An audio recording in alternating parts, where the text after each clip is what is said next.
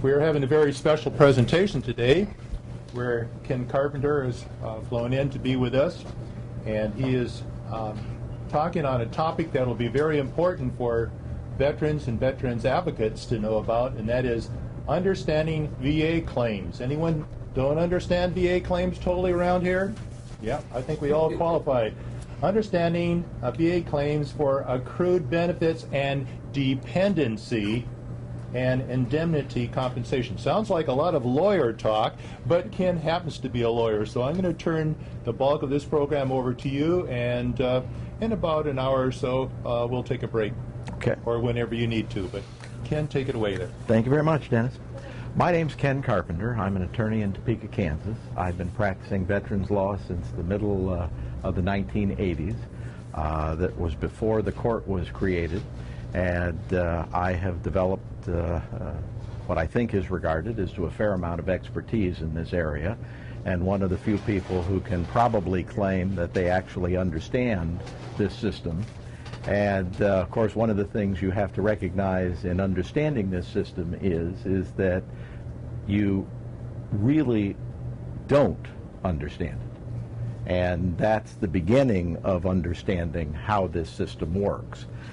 What I'm going to talk about today, and it's of a special interest, or it has become of a special interest to me as a veterans law practitioner, is what are generally called death benefits or survivor benefits. This is for that class of individuals who are left after the veteran passes away.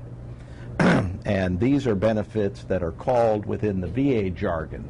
And part of the challenge in learning about veterans law is that you have to learn the language, you have to learn the jargon. If you don't understand the verbiage, you're not going to be able to effectively represent people in their attempts to get the benefits to which they're entitled.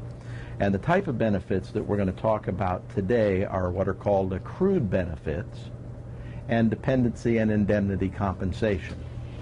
Ironically, the VA, as it tends to do, makes decisions that to an outsider don't appear to have any logical reason behind them.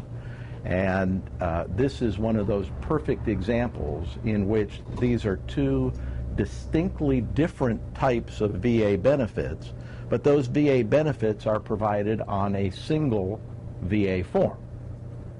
So when you make application for these survivor benefits or death benefits, you fill out a VA form 21-534. And in the materials that I provided for you all today, under Exhibit 1 at the end of the materials, you will find a complete copy of about the 12 pages that are required to be filled out. And filling out VA forms is about as challenging as filling out IRS forms. It's extremely difficult to do, and they ask a surplusage of information, 90% of which is simply not relevant. But the VA controls, as when we were kids, the ball and bat, and it's their field, and so you have to fill out their forms. And there is a provision under VA law that if your application is incomplete, then the VA has an obligation to inform you of that and to explain to you what it is specifically that they need to complete the form.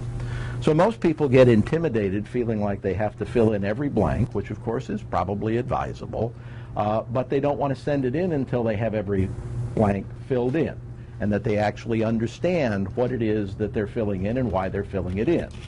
Quite frankly, your better strategy is to fill in as much as you can, and the key things are the veteran's name, the veteran's Social Security number, the veteran's address, the survivor's name, the survivor's address, and beyond that, quite frankly, if you can't get it completely filled out, don't worry about it, because they're going to be obligated by statute to tell you why your application is incomplete.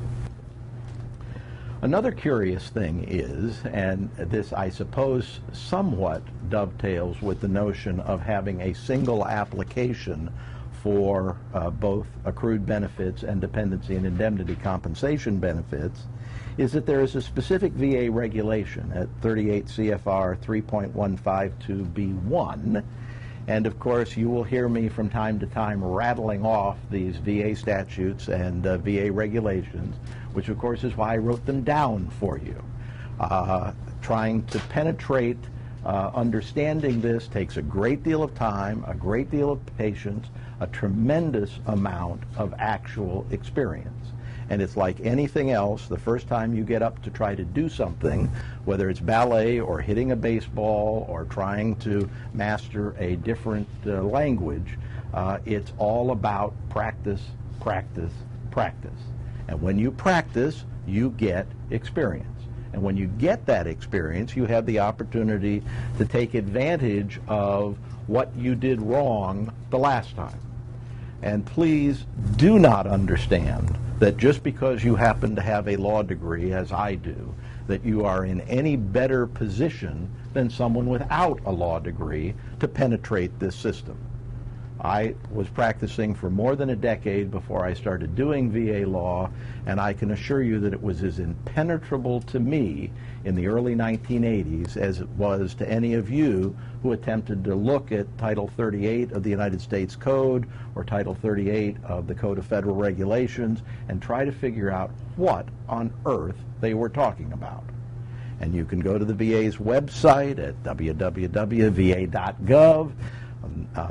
access all of the VA forms and read those forms, complete those forms, send them in to the VA, and you're still not going to understand it. I've been doing this work since the early 1980s, and quite frankly, I learn something new every day. And it's the kind of thing that if you don't practice in this area and you don't do it over and over again, then it's very unlikely that you're ever going to understand it. And the key, quite frankly, is to reach out to other people who are doing this same kind of work. I work with a national organization called the National Organization of Veterans Advocates. Its acronym is NOVA, and NOVA is an organization that helps train people who are accredited to represent veterans at the court and before the VA. And these individuals are both attorneys as well as non-attorney practitioners or agents, as I understand most of you are, who are trying to get accredited in order to assist individual veterans in making their application. So I digressed from 38 CFR 3.152B1 to tell you about that VA regulation, which specifically says that the application for accrued benefits is an application for dependency and indemnity compensation. So, notwithstanding the fact that you may not have intended to file for accrued benefits, because you as the survivor or you even as the agent or attorney representing the surviving spouse, which is the predominant person that we're talking about here, didn't understand that there was eligibility for this thing that you didn't know about, accrued benefits, you still make an application for one, you make an application for the other. And the VA has a duty to explain to you what it is that's either incomplete about your application, or if you have submitted a complete or a substantially complete application, then the VA has a duty to inform you of the evidence necessary to substantiate your claim. Now, unfortunately, would that apply to any claim you're doing with the VA? That applies to any claim. And let me also say that if any of you have any questions, please don't hesitate to ask them as those questions occur to you. I'm going to be speaking for quite some time, so don't try to hold it for the end and then try to remember what it was that I said an hour or two ago that you really wanted to have some understanding. When it comes to your mind, just try to get my attention and I'll be happy to try to respond to your questions. The earlier question was, does the requirement for notice, and it's called VCAA notice. The other thing you have to learn in addition to their language is their acronyms. The VA, like the military, has an acronym for everything. The VCAA stands for the Veterans Claims Assistance Act of 2000. The acronym is VCAA. And in 2000, Congress wrote a statute that said that the VA had to give you written notice of the evidence necessary to substantiate the claim. Unfortunately, the VA has successfully emasculated that statute, and as a result, they have gotten the courts to tell Congress that all they really require is a generic form that gives them VA jargon back. So what you get in the notice is not an understandable reply, but you get it well concealed in verbiage. They don't speak English to you. And of course, I have been to innumerable presentations by the VA in which they bragged about the tens of thousands of dollars that they have spent to make their notices to veterans understandable. As with much of the money spent by the VA, it was a total waste of money because their forms are not understandable. The VA application form, if I could digress for just one moment, is VA Form 21-526.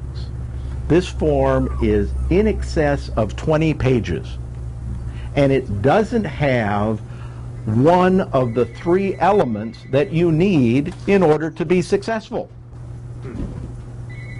It's not on the form. Clever. Well, it is clever because it's like the street side game of 5-card Monte. Or 3-card Monte. You just keep moving those cards to figure out under what card is the bean so that you can win. Now the reality is that they play hide the ball because they don't give you the information that you need. That which is missing is called medical nexus. In order to prevail on a claim for compensation has three elements. One, an incurrence of a disease or injury that happened during service or aggravated a pre-existing condition during service. Two, you have a current disability. Now, they will ask you on the VA Form 21-526 what it was that happened to you during service. It's fairly well concealed, but it's there. Then they will ask you in a later portion of that same form what it was, or what your current disability is. What's wrong with you today? What they don't have on the form is what is your evidence? Why do you believe there's any relationship between your current disability and what happened to you in service? And without that evidence from a competent medical source, then you're not going to get compensation. But those are compensation claims. Those are for the veterans themselves. What I'm going to be talking to you about today are accrued benefit claims and dependency and indemnity compensation claims. These are very clearly distinct claims, and I'm going to walk you through them one at a time. And we're going to start with accrued benefit claims. As I mentioned earlier, accrued benefit claims are claims for the survivor. We'll talk a little later about who those specific survivors are, but what the survivor is looking to get are benefits to which the veteran was entitled during their life that were due and payable prior to death, but hadn't yet been paid. A pending claim is the perfect example. The veteran made a claim before he or she died, and during the course of the application process or during the course of the appeal of a denial, the veteran dies, which unfortunately happens every day in this country. And as a consequence, Congress, by statute, has identified a certain class of claimants, individuals who are eligible to file those claims. But I want to give you a brief historical digression because this is important to understand about the way in which the VA statutes change.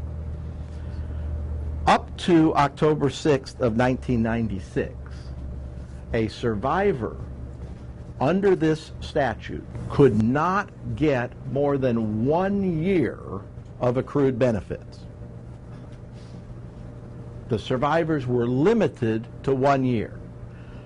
From 1996 to 2003, Congress graciously said, we'll double your money. You now get 2 years. December 16, 2003, Congress, in its infinite, although far delayed, wisdom, decided that the limitation on the number of years of accrued benefits should be lifted. Unfortunately, the veteran has to die after December 16, 2003. If the veteran doesn't die, or excuse me, if the veteran died before that, and they died in the window between 1996 and 2003, the survivors are limited to 2 years. If they happen to have died before 1996, 1 year. Whether they owe them 15 years or 20 years or 50 years worth of past due benefits, if they died before October 6, 1996, the survivors are limited to 1 year worth of past due benefits. So what is an accrued benefit? Accrued benefits are those benefits which are payable and due to a veteran at the time of death, but they haven't been paid by the VA. Now, this is a very difficult claim to proceed with because it requires information.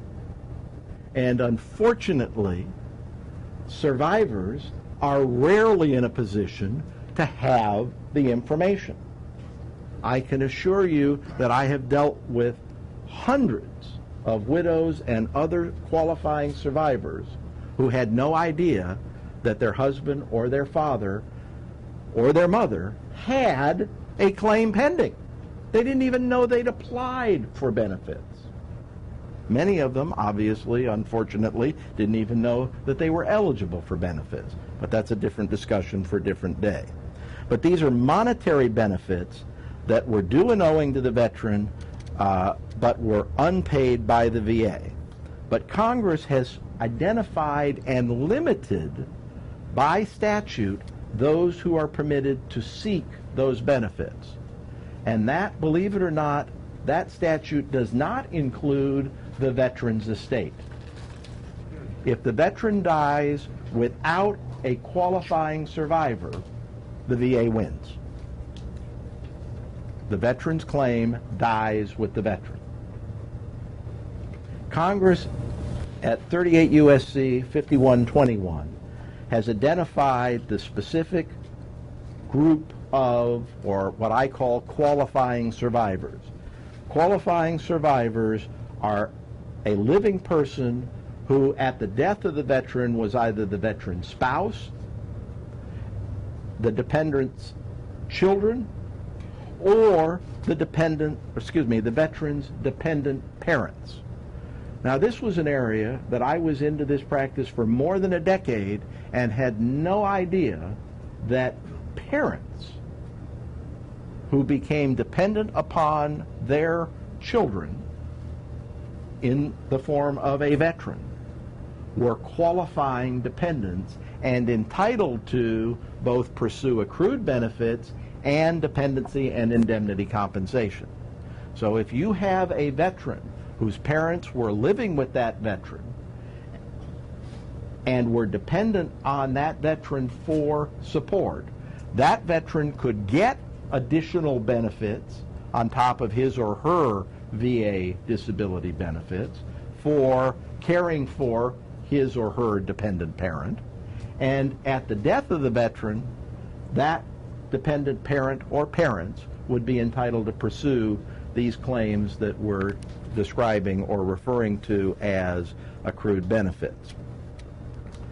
The VA, by regulation at 38 CFR 3.150B, says that upon receipt of a notice that the veteran has died, and this is one of those great ambiguities in the VA regulatory system. you're never really sure what notice they're referring to. Does that mean that they got a notice from the VA hospital that the veteran while in VA medical care passed away? That they got a notice from the spouse that the veteran had died? It simply says, upon receipt of the notice of the death of a veteran, an appropriate application will be forwarded. Now, the reason that this regulation is important is that if you can demonstrate that any of these qualifying survivors told the VA, like they sent the check back and notified them of the death of the veteran, this statute requires the VA, upon such notice, to send them an application. And if they don't send the application, what happens? The clock doesn't start to run, because these applications have to be filed within 1 year of the death. If you don't file them within 1 year of the death, use it or lose it. Those are words to live by in the VA law. Excuse me, Ken, would you repeat that, please, and explain? Okay. I've been asked to repeat that and explain it, just in case the reception from the camera didn't get the question. This regulation says that upon notice of the death of a veteran, the VA is required to send qualifying survivors an application. What application? Exhibit 1, VA Form 21534. That application form has to be sent under this regulation when the VA is put on notice. If they don't get notice, and you can demonstrate that there was an informing of the VA by a qualifying survivor, then the VA had an obligation to send notice. The way that a regular compensation claim works, if you don't ask for the benefit, you don't get the benefit. The VA coming out of service doesn't send you an application form, even though you may be discharged from Walter Reed Hospital. You have to go to the VA. You have to fill out the application. And until the VA gets the application, there is no claim. This regulation is terribly important for veterans advocates to understand, because it can protect a non-timely filing by a widow or a widower or a dependent child who simply didn't know and didn't understand, but there is evidence that the VA was put on notice. Once they're put on notice, once they've received notice. So, and then what's interesting in this particular regulation is that it refers to the appropriate application form will be forwarded to the preferred dependent. I've been doing this since the early 1980s. I can assure you I have no clue who or what a preferred dependent is. The dependents are identified by statute. All they had to say was the statutory dependents. But no, the VA made up a really neat term called preferred dependent. And this is what you're fighting all the time in doing VA law. You have to figure out what words are important and what words are not important, or put another way, how to get around the significance and or insignificance of particular verbiage in the VA statutes or regulations in order to get these individuals the benefits to which they're entitled. Yes, ma'am. What other kind of notice would be appropriate? I mean, could someone send an obituary from a newspaper or a copy of it as a notice of the death of the You have to repeat the question. The question is, what other notices would be appropriate? And the example was given, would it be appropriate, for instance, to send an obituary to the VA? The regulation doesn't specify. The regulation simply says upon receipt of notice. So I would suggest that that's anything in writing. But you have to remember that usually this type of circumstance, you're dealing in 20/20 hindsight. You're dealing with something that happened 5 years ago, 10 years ago, 20 years ago, that you need to develop the documentation for. You know, did grandma send something to the VA? Did mom send something to the VA? These are the type of questions that you as advocates want to be asking this group of potential individuals. And as we'll talk about a little later in my presentation, these are questions that can be asked many, many years after the fact. But what I hope to be able to do in this presentation is to give you as many different circumstances for you to think about, to plant the seeds, to put it into the back of your head, to be thinking about, well, when I'm talking to someone who's talking about a claim for survivor benefits, I'm talking to a widow, I'm talking to a widower, and widowers are often overlooked, particularly with the amount of women who now serve. Widowers qualify as surviving spouses the same way that widows do. You know, there is no sex differentiation between the fact that dad may have had a separate job. It's not important. If mom was in the service and mom had a service-connected disability, then that is a qualifying survivor along with the dependents, who would be the children or the dependent parents. But there is a 365-day filing after the veteran has been deceased? That's correct.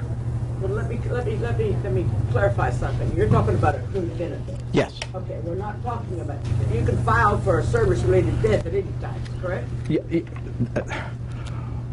Well, the question that has come up is can you file for a service-connected death at any time? That's correct. The reason that you file within 1 year is to get the effective date back to the date of death. Correct. The question is can you file it at any time? Certainly you can file it in the second year or the third year, but then the effective date is the date of the application. Correct. Okay? So that widow or widower or other persons designated to receive that, if it was past the year, could, if it was 3 years from down the road, they could get it back to when you filed, but not be before that? As a general rule.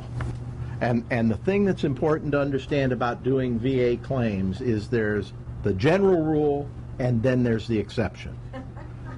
And part of your challenge is to learn those exceptions, because it's those exceptions that will get the effective date back to the date of death. So is there any place those exceptions are listed, like in a medical plan, where at the back they have the exceptions? No, ma'am. The question was, is there any place where these are listed, like in a medical plan or in a VA benefit plan? No. I have tried to give you in these written materials examples of where some of those exceptions may come into play.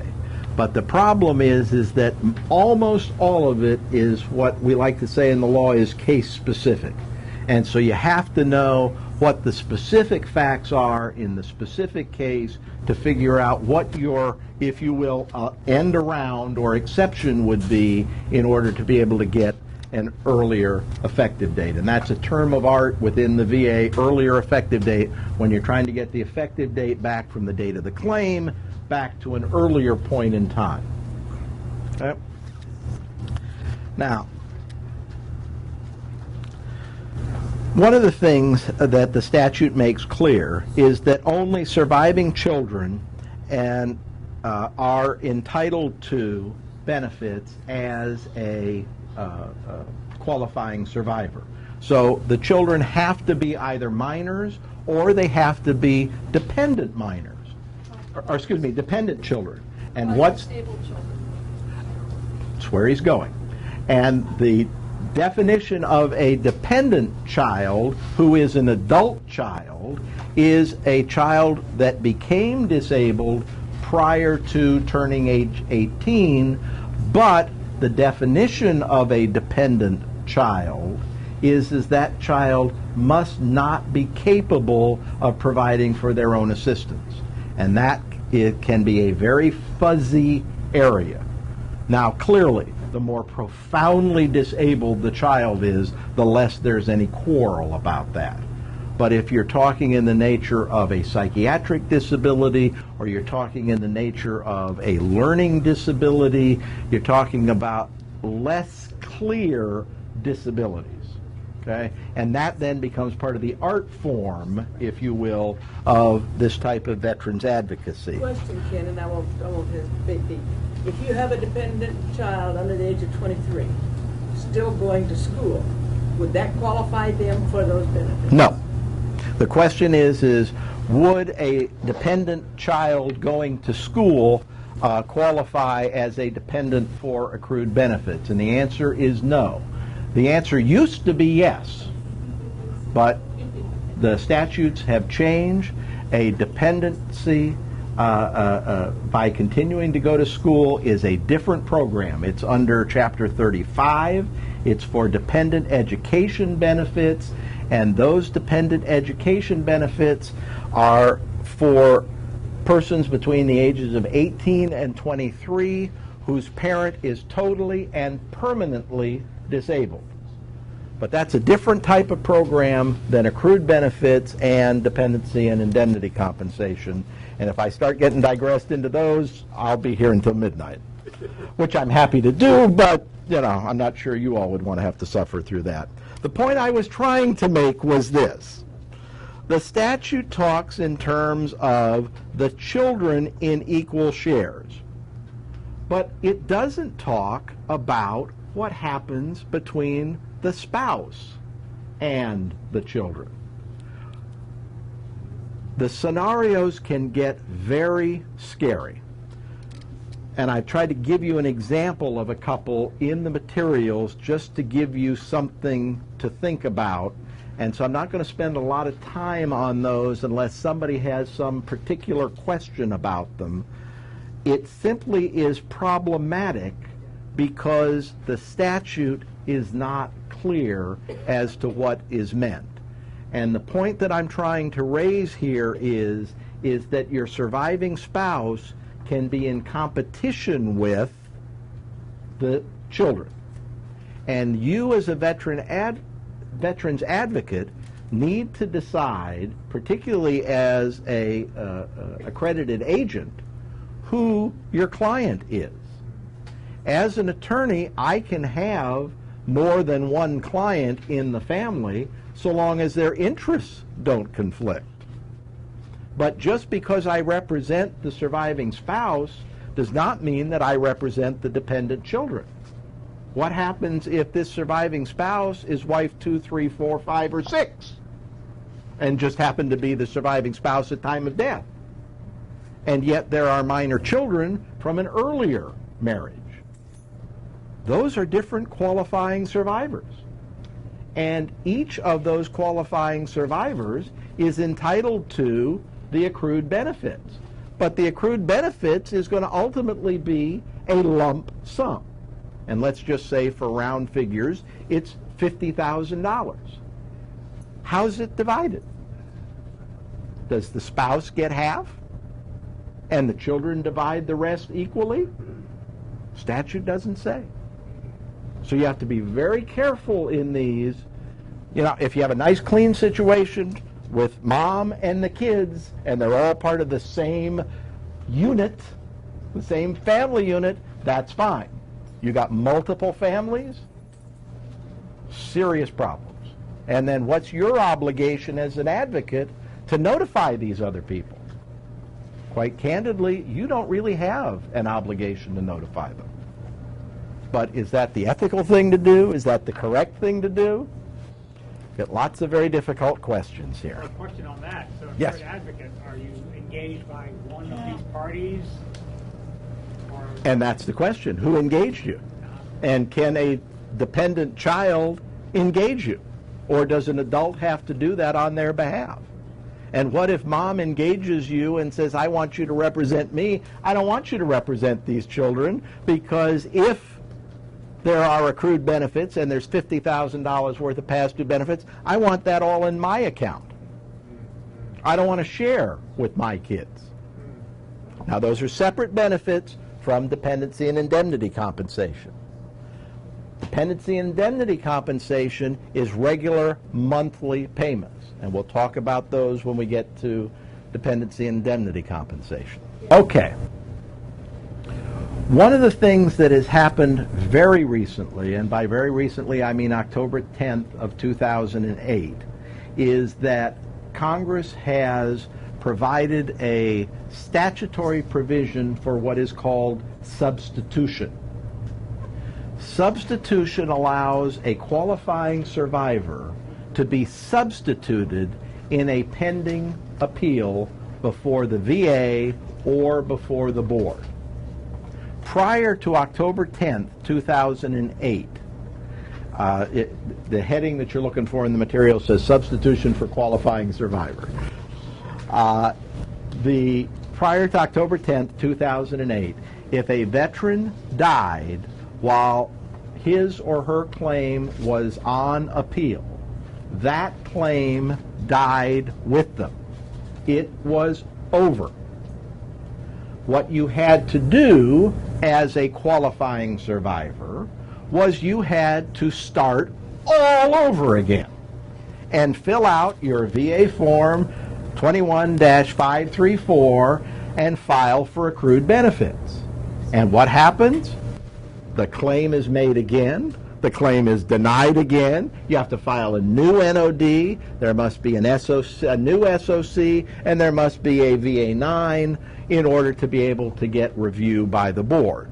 Or if your claim was already at the board and awaiting a board decision, maybe even there'd been a board hearing from a traveling section, or they actually went to Washington, that claim, no decision prior to death, that claim was over, and the surviving qualifying survivors started all over again. As of October 10th, 2008, Congress finally put a stop to that silly nonsense. After that date, from that date, Congress enacted a statute at 38 U.S.C. 5121 capital A. The statutes use both small a's and capital A's, or 5121 capital A. This has small a. No, the small a is for the accrued benefit statute. Okay. The capital A is for the substitution in an accrued benefit statute. Now you see why we're talking three-card Monte here?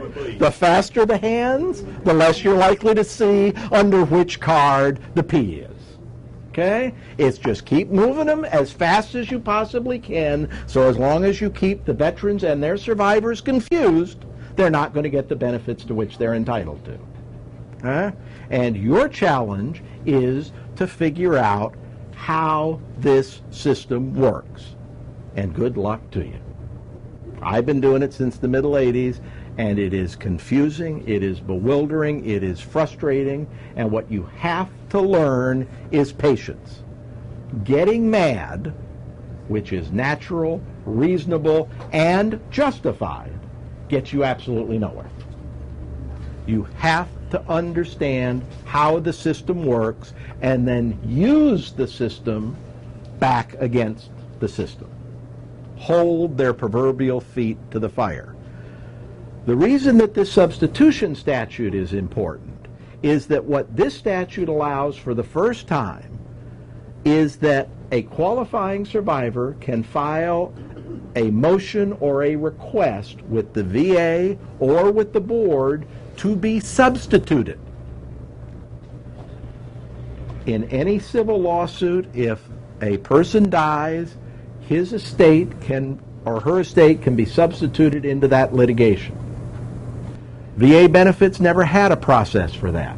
There was never a statute until October 10, 2008. In the exhibits that are attached to your materials at Exhibit 2 and at Exhibit 3 are motions that I have developed for claims that are pending at the regional office level and claims that are pending before the board. The difference is the VA-9 has been filed or the VA-9 hasn't been filed. An NOD has been filed, you're at the regional office. You're waiting for an SOC. The SOC was filed, but the VA-9 hadn't been filed yet, then you're still at the VA. And you can file a motion to substitute, and then you, as the qualifying survivor or as the representative of the qualifying survivor, can be substituted in as the claimant and allow that appeal to continue so that you get the decision in the normal delay of adjudication, which is about 3 to 5 years, as opposed to starting all over again to start that process all over. So even if your claim had been pending prior to October 10, 2008 for 10 years, the veteran died, the widow, the dependent children, dependent parents had to start all over again. As of October 10, 2008, you can now file a motion to substitute. Would you explain to them what a VA Form 9 is? Oh, okay. I guess I had made an assumption that you all had gotten that far in understanding the VA system. The appellate system in the VA requires a claim to be filed, a rating decision to be made, notice of that decision, and that starts your appeal clock. You have 1 year from the date of the notice of a denial of any VA benefit to file a notice of disagreement. A notice of disagreement by statute triggers the responsibility of the VA to prepare a statement of the case. Notice of disagreement is, the acronym is NOD. And the statement of case, or SOC, is what you get back from the VA after you file your VA-9. You have 1 year to file it, no time limit on the VA. When they damn well get ready to do it, you'll get your statement of the case. But you only have 60 days from the date of the statement of the case to complete your appeal. This is the only system that I am aware of in this country in which veterans are presumed to be stupid and have to tell the VA not once but twice that they really, really wanted to appeal.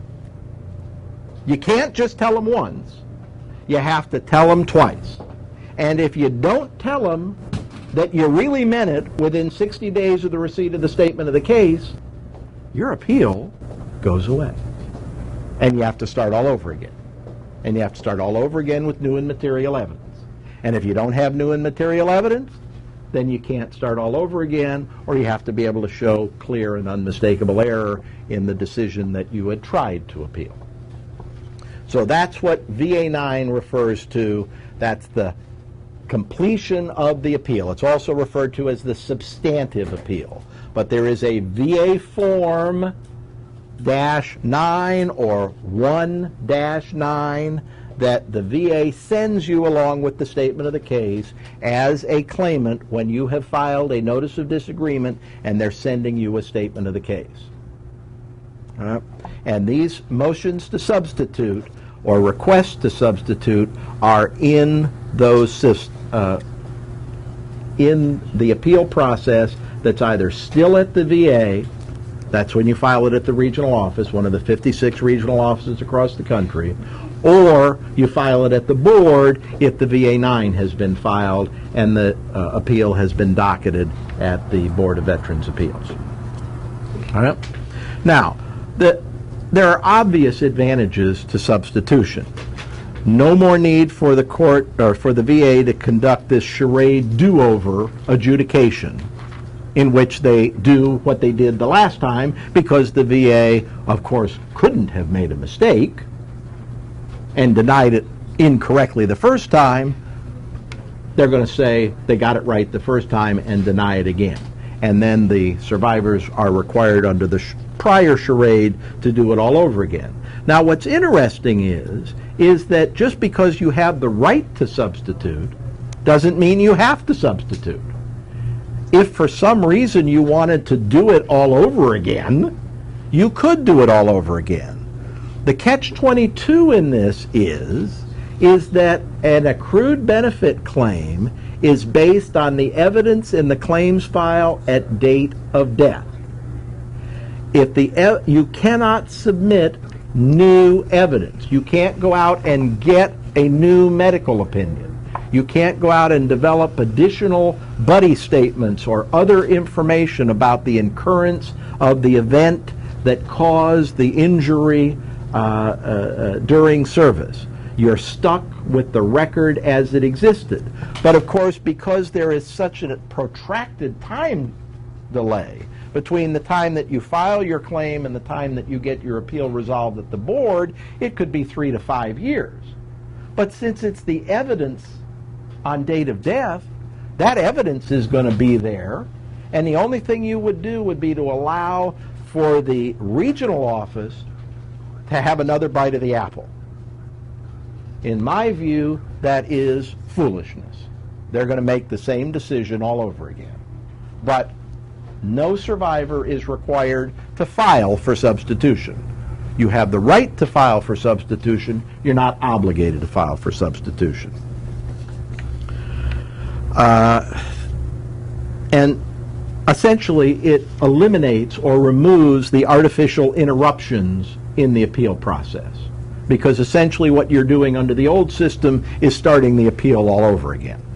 But it gives the survivor an opportunity to miss a date, whereas the appeal ideally has already been completed by the veteran prior to death. Question. Yes? Doesn't that also, in the substitution, you're also protecting the effective date of any award?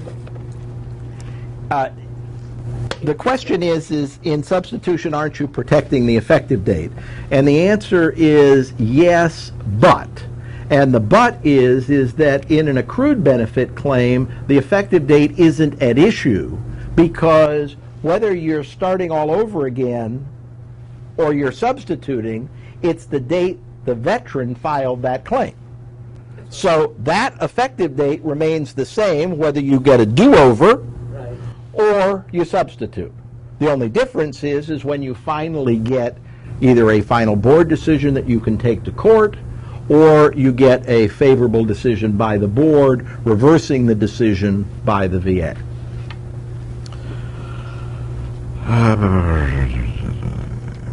Okay. My recommendation is I'm sorry. One other thing that you need to be aware of about substitution, and it goes back to this strange thing going on with a accrued benefit claim, is a claim for DIC benefits. Let's assume that you substitute for a pending claim. The fact that you've substituted for that pending claim does not relieve the survivor for qualifying or for filing a claim for dependency and indemnity compensation. So you still have to file the same form. So what do you do when you file that form and you've substituted? Attach a note saying, I have filed a request to substitute in the pending claim, and I want to be substituted for accrued benefit purposes in the appeal that's ongoing, but I also want to file a timely claim for dependency and indemnity compensation. Because if you don't file the claim for dependency and indemnity compensation, the train leaves the station after day 365, and you lose that effective date. So you can't afford to miss because you got focused on substitution. Okay. So how do you use this opportunity to substitute? Well, you got to figure out what's going on in the pending claim. How do you do that? You got to have access to the claims file. Where's the claims file? In the possession of the VA.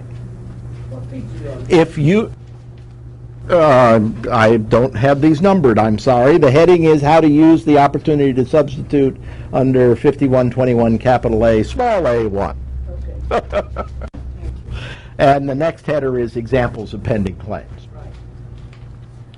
So what I want to try to do is to give you examples of what are pending claims so that you can know whether there is or isn't a pending claim. Because the person who's not going to know is the person who came in to see you. The surviving spouse isn't going to know. They're going to have an idea, but are they going to have any specifics? Well, yeah, there was a claim. Well, what was the claim for? Well, he wanted, I'm not sure, you know. And that's okay. It's all in the C file. It's all in the claims file.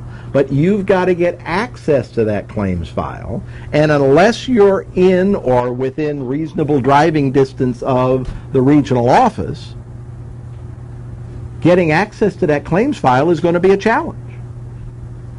Now, the veteran or the veteran survivor are entitled to a copy of the claims file. So at least what I do in my office is the first thing we do is to have a release form signed to release a copy of the claims file, because I want to look at the actual documents. Under examples of pending claims, I'm going to try to walk you through what it is you're looking for. It should be evident by now that the important thing in a pending claim is that if it were favorably decided, there's going to be an award of what the statute calls periodic monetary benefits, or what we generally call past due benefits.